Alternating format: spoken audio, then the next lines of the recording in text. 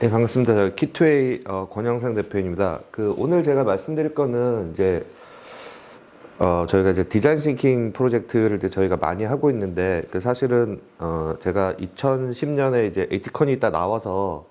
그때 신사업 아이템이 이제 디자인 싱킹이 한국에서 되게 뜰 거다라고 생각을 해서 그때 이제 에이티컨에 있던 몇 분들하고 나와서 이제 IXL이라는 이제 회사를 했어요. 근데 이제 그때 그 방법론이 사실은 디자인 싱킹이었는데 그때는 사실 이게 비즈니스가 잘 안 됐었거든요. 근데 이제 요즘 들어서 이제 이 디자인 싱킹이 한국에서도 많이 접목을 하고 있고, 그래서 이제 많은 기업들이 이제 활용을 하고 있는데, 이제 왜 그렇게 되었는지 하는 부분들에 대한 것들을 뭐 제가 같이 좀 설명을 하면서 말씀을 드리도록 하겠습니다. 그래서 이 디자인 싱킹이라는 게 어떤 거냐면, 이 디자인 싱킹 이라는 게 결국은 디자인, 그 다음에 이제 싱킹의 합성어인데, 이거 합한 말인데, 여러분들이 이제 디자이너라고 딱 생각을 하면 주로 어떤 게 떠오르세요? 디자이너다 그러면 그냥 저희가 보통 디자이너는 XX다 라고 생각을 하면, 디자이너라고 하면 어떨 것 같으세요? 제일 먼저 떠오르는 게. 창의적일 것 같아요. 네, 그쵸. 그러니까 디자이너라고 하면 대부분의 사람들이 디자이너들은 되게 창의적인 사람일 거야 라고 생각들을 하시거든요. 그래서 실제 디자이너들이 뭔가 디자인한 걸 보면 되게 창의적이고 저 사람들은 저걸 어떻게 생각해서 저런 걸 디자인했을까 하는 생각들을 많이 하게 되는데, 그래서 디자이너들이 그러면 그렇게 창의적으로 디자인을 하는 게 이 사람들이 태어날 때부터 뭔가 이런 달란트가 있어서 그렇게 되는 건지, 아니면 디자이너들도 뭔가 그런 디자인을 하는 데 있어서 어떤 방법이 있는 건지, 이제 이 부분에 대한 것들이 이제 디자인 싱킹이 발현하게 된 계기고, 그래서 그 디자인 싱킹에 있어서 이 아이디오라는 회사가 산업 디자인을 하는 아주 유명한 글로벌 회사입니다. 그래서 이 아이디오의 이 데이빗 켈리라는 사람이 그 회사의 디자이너들이 이렇게 디자인하는 과정이 실제로 보니까 그게 개인마다 어떤 역량이 있어서 그런 부분도 있지만, 실제로는 디자이너들이 디자인하는 데 있어서도 전형적인 프로세스가 있다는 거죠. 그래서 디자이너들이 이렇게 디자인하는 프로세스를 정형화해서 그걸 하면 조금 더 창의적으로 뭔가 문제를 해결할 수 있는 것들에 대한 것들이 나오지 않을까라고 해서 이제 디자인 싱킹에 대한 것들이 나왔고, 그래서 실제 이 디자인 싱킹을 스탠포드에다가 이제 디스쿨이라는 거가 이제 만들어졌고, 거기에 이제 SAP하고 이 아이디오에서 뭐 기부도 하고 해서 이제 그 디스쿨에서 이런 디자인 싱킹에 대한 부분들이 전 세계적으로 이제 널리 퍼져서 지금 이제 글로벌로 보면 뭐 대부분의 기업들이 이제 이 디자인 싱킹이라는 방법론을 활용을 해서 뭐 새로운 제품이라든지 서비스라든지 뭐 이런 부분들에 대한 것들을 활용하고, 그 다음에 내부적으로 가지고 있는 문제들을 해결하는데 이런 디자인 싱킹 방법론을 많이 사용을 하고 있습니다. 그래서 그 디자인 싱킹에 대해서 이 이 켈리가 정의한 거는, 이제 디자인 싱킹은 혁신을 만들어가는 프로세스로서 기업들이 직면하는 다양한 종류의 문제를 효과적으로 해결할 수 있는 대안이다 라는 거고요.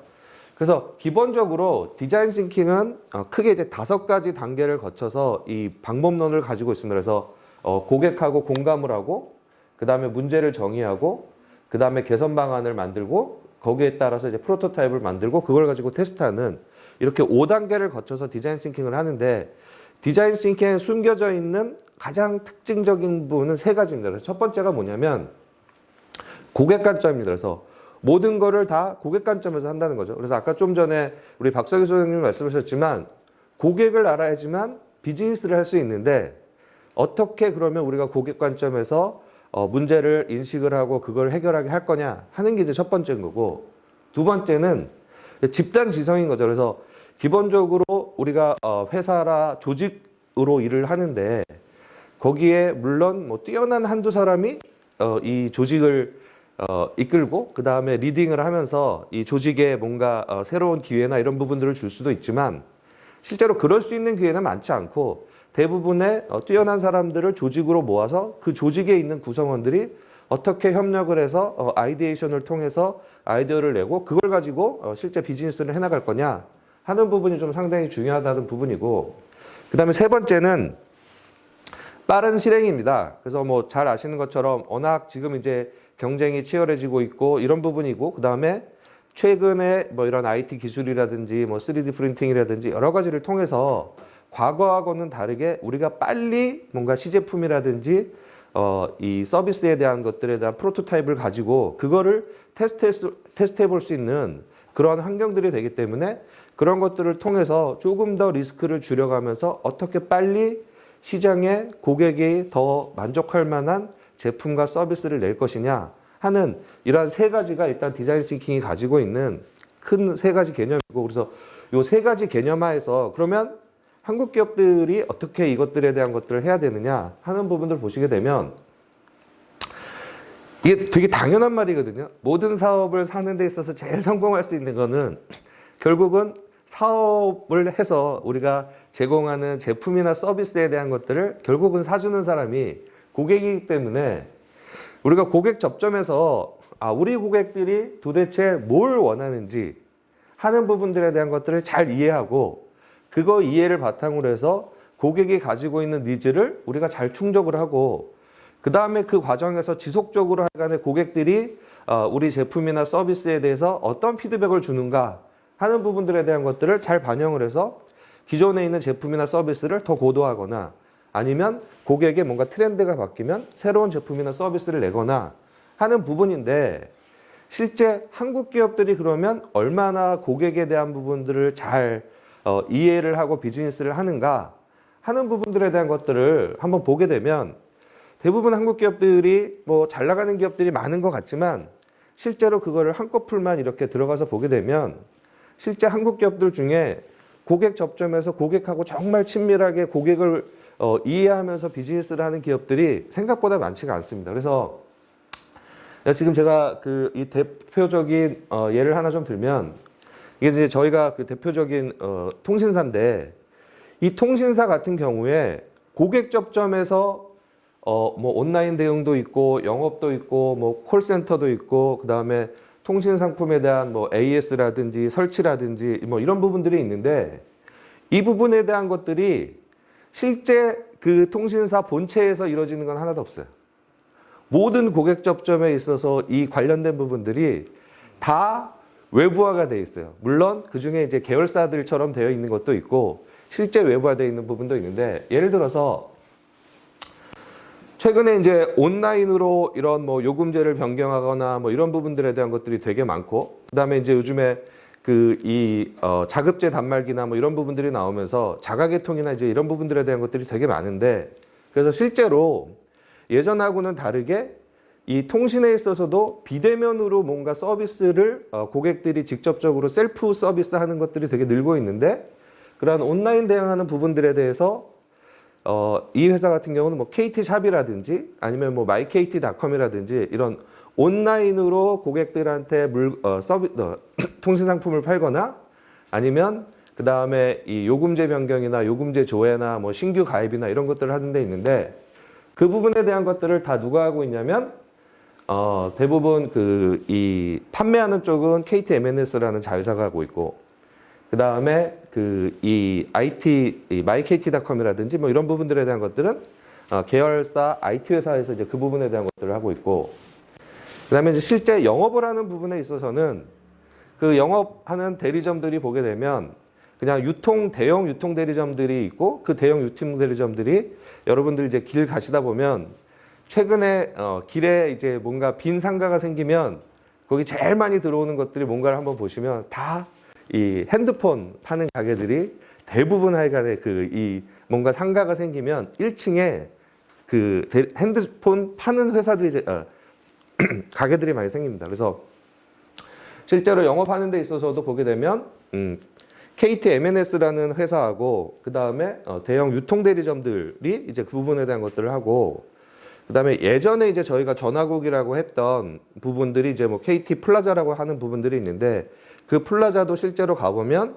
KT IS하고 CS라는 계열사에서 이제 그 부분에 대한 것들을 하고 있고, 그 다음에 이제 콜센터에 뭐 전화를 해서 뭐 문의를 한다거나 뭐 AS를 요청한다거나 뭐 불만을 한다거나 변경을 한다거나 하는 콜센터도 보게 되면 KT IS하고 CS라는 자회사가 그걸 하고 있어요. 그 다음에 AS하고 설치하고 하는 부분에 있어서도 유선 같은 상품에는 KT 서비스가, 그다음 무선 같은 경우에는 KT MOS라는 회사가 하고 있는 거죠. 그래서 실제로 이 회사 같은 경우는 고객 접점을 본인들이 하고 있는 게 하나도 없는 거예요. 그래서 B2B는 모르겠지만 B2C 입장에 있어서는 모든 거를 다 계열사 내지는 외부를 이용해서 지금 하고 있다 보니까 실제로 고객들에 대해서는 본사에서는 한 달을 거쳐서 알 수밖에 없는 거죠. 그러다 보니까 실제 고객들이 어떤 생각들을 가지고 있는지 하는 부분들에 대한 것들을 글로 배웠다던가 아니면 들어서 하는 거지 본인들이 직접 경험을 못하는 거죠. 그래서 본인들이 그걸 알지 못하니까 고객들이 정말 뭘 원하는지 하는 부분들에 대한 것들을 알 수 없는데, 이게 이 회사만 그런 게 아니라 한번 잘 지금 주변에 고객사들을 보시게 되면 대부분의 고객사들도 보게 되면 고객 접점에 있는 부분들을 직접 수행하는 게 아니라 외주화하거나 아니면 뭐 가맹점 모델 뭐 이런 형태로 하는 것들이 되게 많아요. 그래서 실제 그러다 보니까 다들 고객이 실제로 뭘 원하는지 하는 부분에 대한 것들은 고객 접점에서 제일 잘 알 수 있는데, 고객 접점에 대한 부분들을 다 외주화시키고 다른 부분에다가 맡기다 보니까 이제 고객들을 잘 알 수 있는 기회가 한국 기업들이 많지 않은 거죠. 그래서 아까 박사옥이 소장님이 말씀하신 것처럼 고객 접점에 있어야지 고객이 도대체 뭘 하는지를 알고 그거에 대해서 본인들이 데이터를 수집을 해서 그걸 분석을 해서 뭔가 개선안을 낼 텐데, 그게 접점은 다 이런 회사들이 하고 있고 본사 쪽에서는 그런 걸 모르니까 그냥 일단 빅데이터 하라 그러니까 일단 뭔가 데이터는 모으는 거죠. 근데 그 데이터를 어디다 쓸 건가 하게 되면 이제 그거에 대한 생각이 없는 거예요. 그래서 대부분의 이제 회사들 가서 뭔가 이 데이터 분석을 이제 저희가 하려고 하면 처음에는 이래요. 본인들이 다 우리는 몇 년 전부터 빅데이터를 해서 데이터가 엄청나게 많다. 그래서 그거를 가지고 분석을 하면 될 거다. 그래서 이제 저희가 분석하고 싶은 거에 대한 요구사항을 내면 항상 하는 얘기가 근데 그 데이터는 없는데요. 왜? 목적을 가지고 뭔가 데이터를 저희가 수집을 해야 되기 때문에 되는데, 그게 아니라 그냥 하여간 정말 데이터를 모으는 거예요. 그래서 그냥 그 데이터를 모은 게 과연 어떻게 쓸 것인가에 대한 고민이 없이 모으다 보니까 데이터 양은 많은데 실제로 쓸만한 데이터는 없는 거죠. 그래서 이렇게 고객 관점에서 이런 부분들에 대한 것들이 지금 뭐 삼성전자도 사실 마찬가지예요. 삼성전자도 잘 아시는 것처럼 삼성전자 서비스라는 데에서 AS라든지 이런 설치라든지 뭐 이런 부분들을 하고 있고, 그러니까 그 접점에서 사실은 뭔가 불만이 있거나 이런 부분들에 대한 것들은 본인들이 모르는 거죠. 그래서 고객 관점에 대해서 이제 이런 부분들이 하나 있고, 그다음에 두 번째는 이제 집단 지성인데, 결국은 이제 저희가 회사를 다들 운영을 하시니까 회사에 보면 실무자급이 있고, 그다음에 이제 위에 관리하는 뭐 임원 내지는 뭐 부장급 뭐 이런 부분들이 있는데, 기본적으로 지금 한국에 있어서의 지금 딱 시기가 뭐냐면 이 관리자층하고 그다음에 실무자층하고의 이 제너레이션 갭이 엄청 큰 거예요. 그래서 세대 간의 차이가 엄청 큰데, 그게 뭐냐면 그 관리자층 같은 경우에는 예전에 본인이 공부할 때 이 한 반에만 70명, 뭐 60명 되는 데서 이 주입식으로 이 공부를 했기 때문에 그분들이 뭔가 수평적으로 대화를 하면서 창의적으로 뭘 할 수 있는 게 없는 거죠. 그래서 지금 관리자층에 있는 대부분의 사람들은 수직적으로 뭔가 군대 문화 이런 부분들에 대해서 되게 익숙해 있고, 그 다음에 본인들이 공부를 할 때 주입식으로 공부를 해서 그걸 가지고 시험을 봐서 대학을 가서 그걸 가지고 약간 계속해서 이 트레이닝 받은 거로 비즈니스를 했었기 때문에 이런 기계적 사고에 되게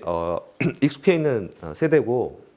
반면에 지금 저희가 실무자층이라고 할 수 있는 20대하고 30대들은 한 반에 다 뭐 20명, 많아야 30명 정도 되는 환경화에서 초등학교, 중학교, 고등학교를 배웠고, 한 반에 20명 내지 30명이다 보니까 요즘에 있는 젊은 친구들은 학교에서 공부를 할 때도 예전처럼 주입식으로 하는 게 아니라 뭔가 조 단위로 그룹을 만들어서 이 스터디를 하고 발표를 하고 뭐 이런 부분들에 대한 것들이 상당히 이 교육 과정에서 본인들이 어려서부터 배운 부분이기 때문에 수평적으로 어떻게 커뮤니케이션을 동료들하고 할 건가, 그 다음에 본인들이 어떻게 창의적으로 뭔가 솔루션을 낼 건가 하는 부분들에 대해서 되게 익숙해 있는 세대인데,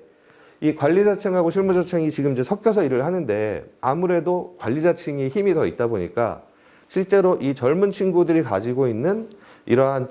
이 아이디어나 이런 부분들에 대한 것들을 충분히 하여간 지금 저희가 활용을 못 하고 있어요. 그래서 이 대기업들 그다음에 뭐 저희 이제 뭐 아담면에 계신 여기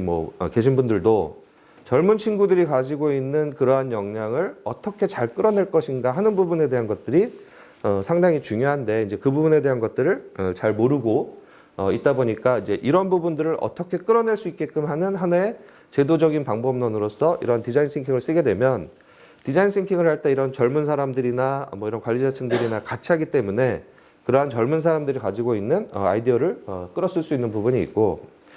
그다음에 이제 두 번째는 뭐냐면 저희가 이제 그 기업들이 아무래도 이제 커지다 보니까 기업들이 다 조직별로 그다음에 이제 기능별로 사일로화가 돼서 실제로는 자기가 맡은 영역에 해당하는 업무 밖에 모르고 옆 부서에서 뭐 하는지를 사실은 모르는 경우가 거의 많습니다. 그래서 저희가 뭔가 신제품을 내거나 아니면 신서비스를 하거나 이럴 때는 실제 뭐 예를 들면 제조업 같으면 R&D, 그 다음에 생산, 판매, 마케팅 뭐 이런 부분들이 다 같이 모여서 이것들을 어떻게 해야 되는가 하는 부분들에 대한 것들을 해야 되는데 그런 부분들에 대한 것들을 하기가 쉽지 않은 거죠. 그래서 누군가가 그 역할을 하여간에 주어지긴 주어지는데 이게 또 이 우리나라가 이 기업 문화상 누군가가 이 조직을 넘어서 뭔가 펑션을 넘어서 이거를 총괄해서 뭘 하는 게 잘 되지 않는 구조인 거예요. 그래서 그런 부분들에 대한 것들을 해결하는 한 방법론으로도 이 디자인 띵킹을 할 때, 그래서 저희가 디자인 띵킹을 할 때 제일 중요한 부분이 어느 부서의 사람들을 다 같이 한 자리에 모을 건가, 그 다음에 직급이 좀 있는 사람하고 그 다음에 직급이 없는 사람들을 어떻게 구성을 해서 이 디자인 띵킹을 할 건가 하는 부분이 실제 디자인 띵킹을 해보면 성공하는 데 있어서 아주 큰 영향을 미칩니다. 그래서 그런 부분들에 대한 것들을 좀 제도적으로 활용할 수 있게끔 하는 방법론으로서 이 부분이 이제 하나 유용하다는 부분이고요. 그 다음에 이제 세 번째는 뭐 여기 이제 그 IT 계신 분들이니까 예. 요즘에 뭐 에자일이니 뭐 이런 데브옵스니 뭐 이런 부분들에 대한 것들을 되게 잘 아시니까, 그래서 저희가 얼마나 빨리 이터러티브하게 이런 제품이나 서비스에 대한 것들을 시장에서 내서 반응을 보면서 이것들을 할 것인가 하는 부분들에 대한 것들을 하는 게 되게 중요한 부분이기 때문에 이러한 디자인 싱킹이 최근에 이제 많은 기업들에서 활용을 하고 있고 각광을 받고 있는 거고, 그래서 뭐 방법론에 대한 부분들은 넘어가고, 실제 이제 그러면 저희가 IT 하시는 분들이 전화해가 디자인 싱킹을 되게 쓰면 좋다라고 생각하는 이유가, 최근에 뭐 IT 쪽에서 많이 나왔던 게 뭐 UX라든지 BA라든지 에자일이라든지 뭐 그다음에 MSA라든지 이제 이런 부분들이 지금 하여간 IT에서 나오고 있는 이러한 화두가 되고 있는 키워드들인데, 실제 이제 디자인 싱킹에서 보게 되면 아까 제가 말씀드린 고객 중심으로 한다든지 그다음에 집단 지성을 한다든지 그다음에 빠른 실행을 한다든지 뭐 이런 부분에 있어서 실제 이 IT가 개발을 하는 이런 트렌드에 대한 부분들을 좀 포괄할 수 있는 방법론이기 때문에 아마 여기 계신 그 사람들이 IT 개발 내지는 IT 서비스 뭐 이런 부분들을 제공하는 데 있어서 이런 디자인 싱킹 방법론을 좀 활용하시면 되게 좋을 것 같고, 그러면 제가 1분만 하나 더 말씀드리면, 제가 이번에 그 런던에 이제 저희 그 글로벌 IT 서밋에 갔다 왔는데, 그 하여간 그 뭐 미국이나 유럽이나 이런 데 있어서 가장 큰 하나의 제가 이제 우리하고 차이가 나는 부분이 뭐냐면, 미국이나 유럽은 과거에는 IT가 저희가 서포트 펑션이라고 생각을 했었는데 지금은 이제 IT가 아까 보셨던 것처럼 고객 접점을 하는 데 있어서 대부분이 비대면 관련한 부분에 대한 것들이 되게 많고, 뭐 결제라든지 정보라든지 이런 부분들에 대해서 IT의 역할이 크기 때문에 IT가 과거처럼 서포트 펑션이 아니라 IT가 사업을 하는 데 있어서 코어 펑션인 경우가 되게 많습니다. 그래서 이게 IT가 과거에 서포트 펑션일 때는 그 부분에 대한 걸 우리가 IT 아웃소싱을 해서 이제 썼는데, 이게 코어 펑션으로 되다 보니까 대부분의 그러한 기업들에서는 IT를 예전에 아웃소싱하던 것들을 다 인소싱으로 해서 이미 한 5년 정도부터 그러한 미국이나 유럽에 있는 기업들은 IT를 다 인소싱해서 하는 게 트렌드고, 그래서 이미 그 과정을 거의 다 거쳤더라고요. 그래서 실제 지금 이제 대부분 우리는 여전히 하여간 IT는 이제 아웃소싱하는 형태로 해서 이제 진행을 하고 있고 뭐 관련한 비즈니스들을 많이 하고 계신데,